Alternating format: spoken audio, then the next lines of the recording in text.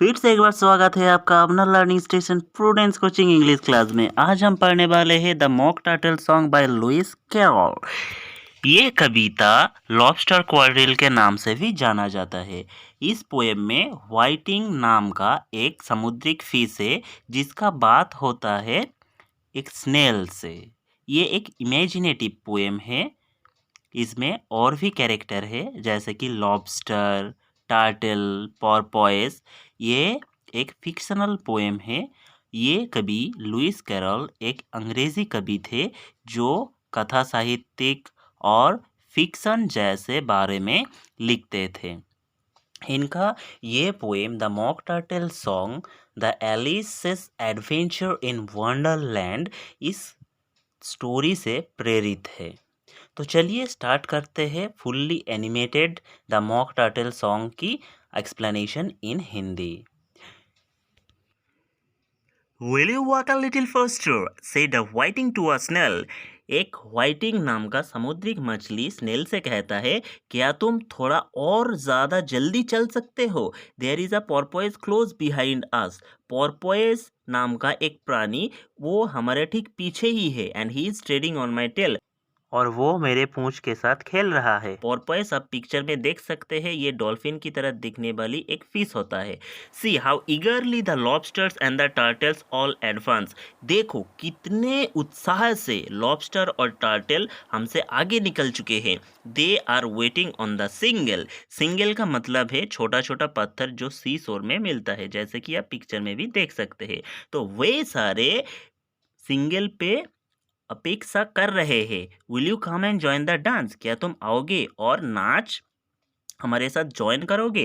Will you क्या तुम आओगे? वोंट यू क्या तुम नहीं आओगे? विल यू क्या तुम आओगे?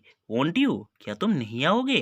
Will you join the dance? क्या तुम नाच ज्वाइन करोगे? विल यू क्या तुम आओगे? वोंट यू क्या तुम नहीं आओगे? विल यू क्या तुम आओगे? वोंट यू क्या तुम नहीं आओगे? Won't you join the dance? क्या तुम डांस ज्वाइन नहीं करोगे हमारे साथ? मतलब इस पोएम में फर्स्ट स्टैंजा में पोएट ये कह रहा है कि स्नेल डांस ज्वाइन करेगा और नहीं करेगा। यही पहला क्वेश्चन है। You can really have no notion how delightful it will be. Notion का मतलब है अंदाज़ा, डिलाइटफुल का मतलब है मज़ेदार, मतलब कि बहुत मज़ेदार। तुम्हें असल में ये अंदाज़ा ही नहीं है ये कितना मज़ेदार होने वाला है। When they take us up and throw us with the lobsters out to सी।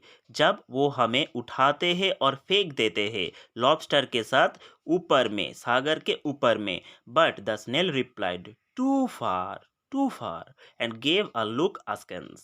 पर स्नेल ये उत्तर देता है बहुत दूर, बहुत ही दूर, और ये कहते हुए एक डाउटफुल लुक देता है। askance का मतलब है लुक ऑफ सस्पिशन, मतलब एक संदेह जताते हुए एक भाव दिखाना। Said he thanked the whitening kindly. ये कहते हुए वो व्हाइटिंग फिश को धन्यवाद देता है।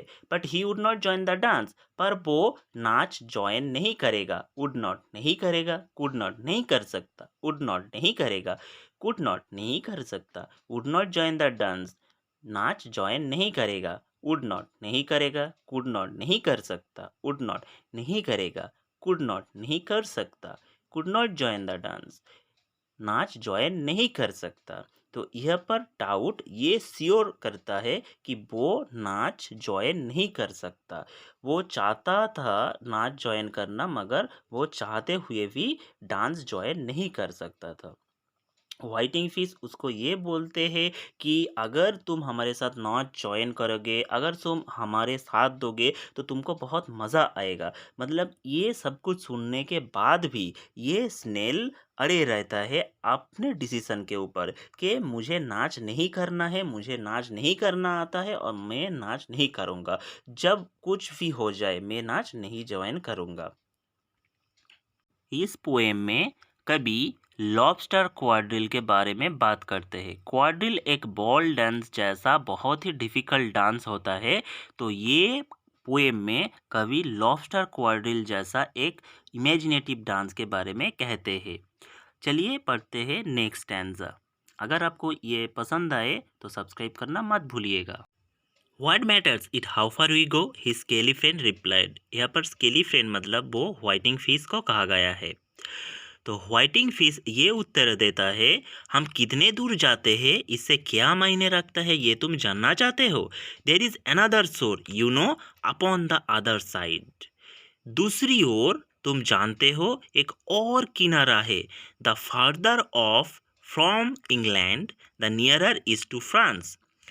वो किनारा इंग्लैंड से बहुत दूर है और वो फ्रांस का बहुत पास है।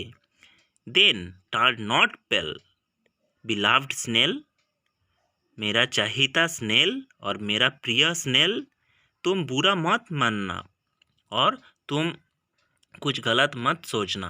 But come and join the dance, पर आओ और डांस ज्वाइन करो। विल यू, क्या तुम आओगे। वोंट यू, क्या तुम नहीं आओगे।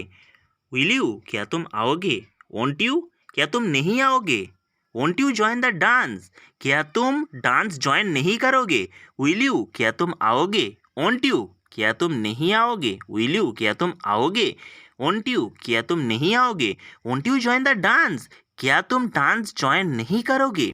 इस पोएम के अंदर हमारा मन के अंदर जो इच्छाएं होता है, मतलब कि ये काम करोगे और नहीं करोगे, ऐसा जो स्टेट होता है, ये स्टेट को बहुत अच्छी तरह से ये पोएट यहाँ पर दर्शाया हुआ है। बच्चों, अगर ये कविता आपको पसंद आए, एक्सप्लेनेशन आपको अच्छा लगे, तो सब्सक्राइब कीजिएगा, लाइक कीजिएगा और दोस्तों के साथ शेयर कीजिएगा। Thanks for watching students, good bye.